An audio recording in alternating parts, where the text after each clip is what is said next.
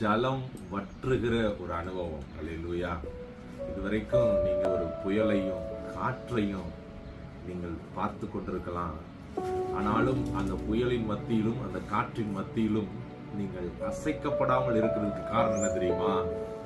கர்த்தர் உங்களை நினைக்கிறார். ஆமென். ஹல்லேலூயா.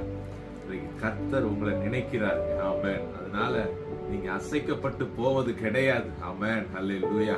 நீங்க பாத்தீங்கன்னா நோவாவுடைய காலங்கள்ல நோவாவை நினைவு கூர்ந்ததுனால நோவாவை பேழைக்குள்ள வைத்திருந்தார். ஆமென். ஆனாலும் பேழையை சுற்றிலும் பயங்கரமான ஜலம் இருந்தது. வெளியில இருந்தவர்கள் எல்லாம் அழிந்து போனார்கள்.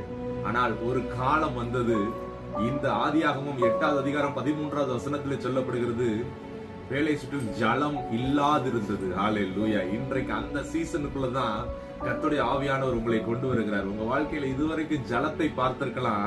ஆனால் இப்ப போக போறிய ஒரு சீசன் வந்து ஜலம் இல்லாதிருக்கிறதை நீங்கள் பார்க்க போகிறீர்கள். இந்த இடத்துல இவ்வளவு பிரச்சனைகள் இருந்தது, ஆனால் இனி இதை பார்க்க போறதில்லை அப்படின்ற ஒரு அனுபவத்துக்குள்ளே இன்றைக்கு ஆவியானவர் உங்களை கொண்டு போக போகிறார். ஹல்லேலூயா. அதனால கர்த்தர் என்னை நினைக்கிறார், நினைக்கிறவர் ஆசீர்வதிக்கிறார் என்று சொல்லி அவரை ஸ்தோத்திரம் பண்ணுவோம். அவர் ஜலம் இல்லாத ஒரு அனுபவத்துக்கு